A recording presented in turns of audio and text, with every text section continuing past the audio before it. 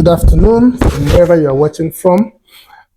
Today, I'm going to go to the next thing I want to say on how to improve a slow learner. We started a journey, to be able to talk about how to improve a slow learner.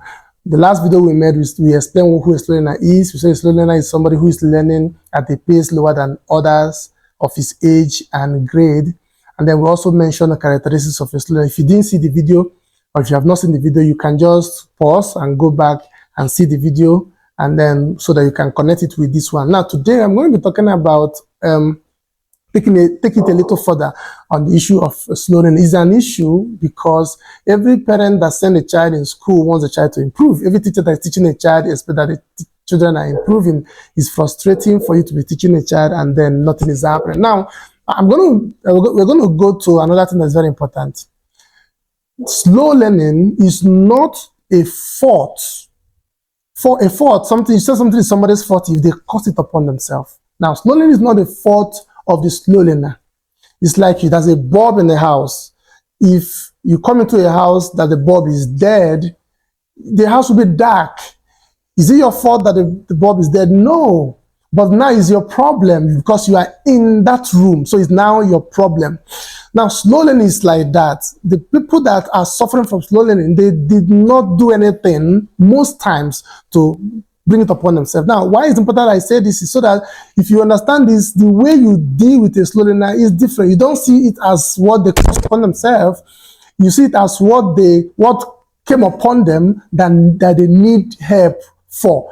If you see it like that, it helps you to now know what to do to be able to help them to come out. Now, having said that, 3 persons are most affected with the slow learning situation. 3 persons are more frustrated. Number 1, the parent of the child or the student who is a slow learner.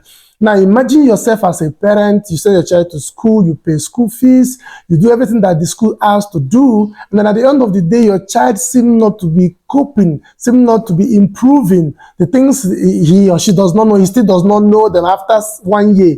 Now, some parents will even decide to put the child out of school because they will say this child is not good for school. Now, that's how bad it is for any parents that the child is not doing well academically.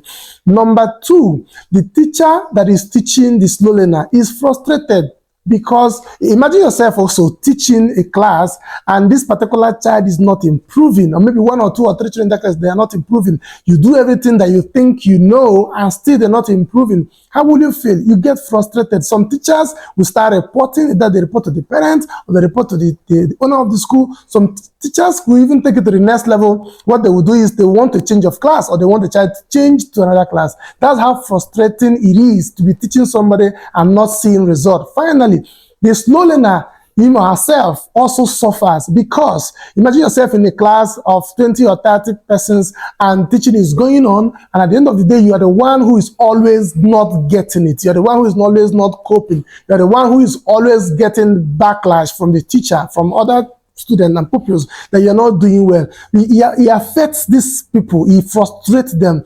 So these 3 people are the most hit in the situation of slow learning. That's why it's important we talk about it so that we can provide solution to it. Now, before we go right into how to help them, let me just quickly mention some things that cause slow learning. Number 1 is parental and family deficiencies. Sometimes some families are not working. We have dysfunctioning families. The father is fighting the mother is fighting the father. Things are not happening the way it's supposed to be. Siblings are not in peace. And these small kids are seeing these things. In fact, it's unfortunate that some parents have misunderstanding in front of their kids. You can imagine. And then when this happens, it affects the psyche of the child, consciously or unconsciously. Then when they go out or maybe when they go to school, it begins to affect them. They can't concentrate. Number 2 is poverty. When a child grows in an environment where all their needs cannot be met because the money are not there. They don't have the right academic materials. They don't have all the things they need to support them with their academics. You see them struggling. Number 3 is chronic sickness. Some children are born with some sickness,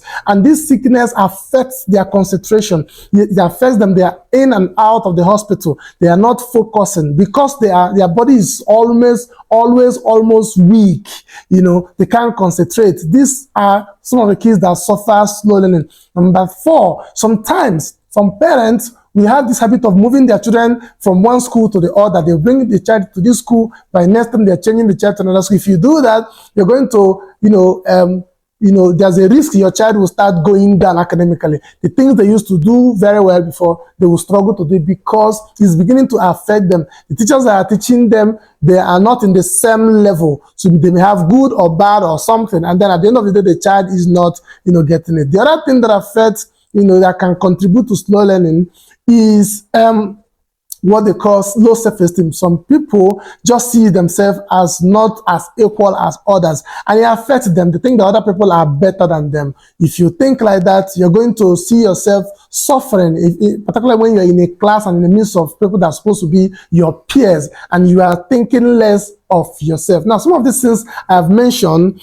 are the factors that contribute to slow learning. It's important we know that, because if you know some of these things, like I'm saying them, it helps you to be able to know how to help the children. Low teaching. Some teachers are qualified, but they don't know how to teach. They are qualified. If a teacher is qualified and don't know how to teach, that teacher is going to not produce the best in the children. Okay, so these things we have mentioned now, are the factors that contribute to slow learning.